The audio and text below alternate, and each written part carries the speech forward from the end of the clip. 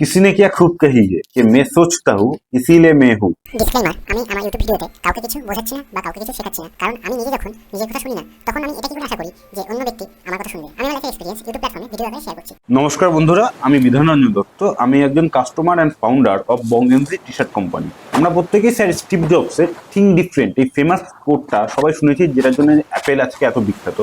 এছাড়া think outside the box সব থেকে কমন কোর্স। এছাড়া প্রচুর গুণীমান্য ব্যক্তিরা এবং প্রচুর মোটিভেশন স্পিকাররা তাদের স্পিচে বলেছে যে সোচ বদলো লাইফ বদল যায়গি। তো আমার আজকের ভিডিও টপিক হলো হোয়াট ইজ থট। আমরা হামেশাই বলে থাকি যে আমরা ভাবছি বা আমরা চিন্তা করছি। তো আমার আজকের ভিডিও টপিক হলো যে এই চিন্তা ভাবনা করা জিনিসটা কি, বা এই থট এই জিনিসটা কি। কারণ এই থট হলো দোধারি তলবার। কারণ আমাদের ব্রেন ইভলভ হয়েছে কোনো ক্রিটিক্যাল বা কমপ্লেক্স প্রবলেমকে সলভ করবার জন্য। তো থট হলো আমাদের কাছে একটা টুল যেটা ইউজ করে আমরা কোনো ক্রিটিক্যাল বা কমপ্লেক্স প্রবলেমকে সলভ করতে পারি। কারণ আমাদের ব্রেন এত ক্রিটিক্যালি ভাবতে পারে বলে এই পৃথিবীতে অন্যান্য প্রাণীদের থেকে আমরা আলাদা।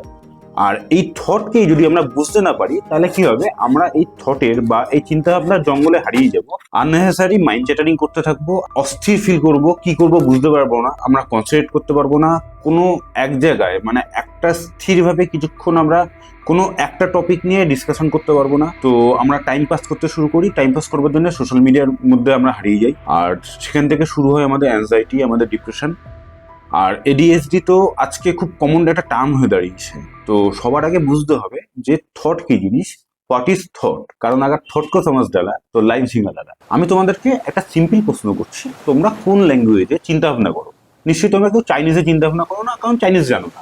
তোমরা নর্মালি মাদার টাঙেই চিন্তা ভাবনা করো। তো থট হলো একটা ল্যাঙ্গুয়েজ যার মাধ্যমে আমরা ইন্টারনালি নিজের সাথে নিজে কমিউনিকেট করি। আর একটু ক্লিয়ার করে যদি আমরা বলি যে আমরা যে ভাষায় ভাবি ঠিক সেই ভাষার একটা ওয়ার্ড হলো থট। पूरा सुन लो।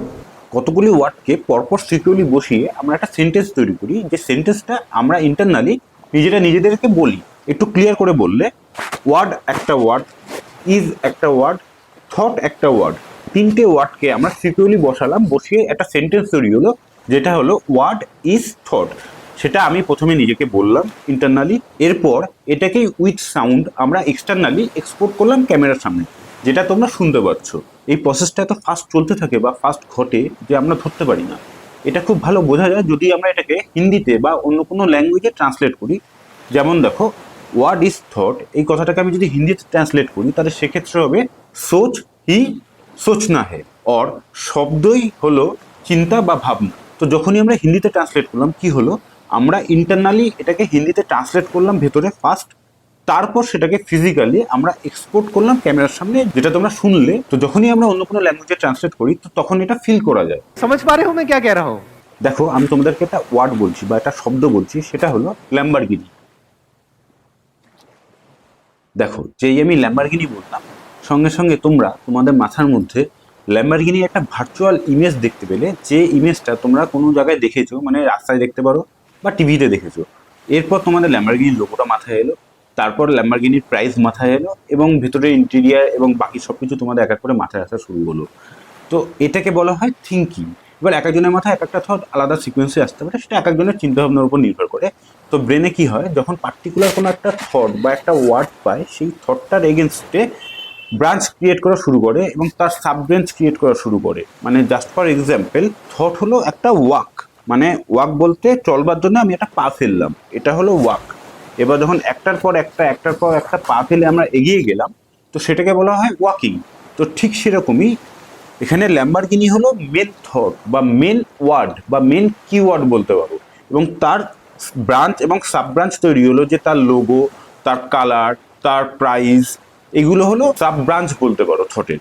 তো এই যে প্রসেসটা, এই প্রসেসটাকে বলা হয় থিঙ্কিং। সো কোনো পার্টিকুলার ওয়ার্ড বা কোনো পার্টিকুলার টপিকের সাথে কানেক্টেড যে নতুন থটগুলো ক্রিয়েট হয়, এই থট ক্রিয়েট হওয়ার প্রসেসকে বলা হয় থিঙ্কিং। কারণ মজার ব্যাপার হলো যে ল্যাম্বরগিনি ছাড়া তুমি ল্যাম্বরগিনি সম্বন্ধে ভেবে দেখো, ভাবতে পারবে না। সো আমরা যদি কথা বলবার সময় সঠিক ওয়ার্ড সিলেক্ট করতে পারি এবং সেটাকে প্রপারলি সাজিয়ে বা প্রপারলি ডিজাইন করে আমরা যদি প্রেজেন্ট করতে পারি, তো কি হবে, একই কথা অন্যরকম শোনা হবে এবং থিঙ্কিংয়ের ডিরেকশন চেঞ্জ হয়ে যাবে এবং থিঙ্কিং প্যাটার্ন চেঞ্জ হয়ে যাবে, যেটাকে বলা হয় think outside the box or think different. ऐसे सोचना होता है भाई साहब। সো থ্রু ল্যাঙ্গুয়েজ কোনো পার্টিকুলার টপিকের ওপর নিজের সাথে নিজে ইন্টারনালি কথা বলাকে বলা হয় থট। বা থিঙ্কিং। তো এর জন্য আজকে থেকে আমি ভাবছি বা আমি চিন্তা করছি এই কথাগুলো বলা বন্ধ করে দাও। এর জায়গায় বলো যে আমি নিজে নিজেকে বলছি। Good point. কারণ যখনই তুমি নিজের কথার দায়িত্ব নিজে নেবে, তো তখনই তুমি দায়িত্ববান হয়ে যাবে। আর যখনই দায়িত্ববান হয়ে যাবে, তোমার কথার গঠন বা ফরমেশন সেটা অনেক বেশি কম্প্যাক্ট হয়ে যাবে এবং অনেক বেশি সুন্দর হয়ে যাবে। ये मेरे को लग रहा है ये काम करेगा। ये पक्का करेगा। কারণ আমাদের একটাই প্রবলেম, আমরা কেউ দায়িত্ব নিতে চাই না। তো এর জন্য আমাদের থট বা আমাদের থিঙ্কিং প্রসেসকে যদি চেঞ্জ করতে হয়, তো আমাদেরকে সবার প্রথমে শুনতে হবে যে আমি নিজে নিজেকে কি বলছি। कुछ क्लैरिटी आ रही है आपको? बिल्कुल सर। তোমরা যারা আমার ভিডিওর এই পোর্শন পর্যন্ত পৌঁছেছো, তারা প্রত্যেকেই নিজের লাইফে কিছু ভালো করছো বা ভালো করতে চাও। তো তার জন্য আমি তোমাদেরকে রেসপেক্ট করি। So thank you for your kind consideration and sympathetic action also.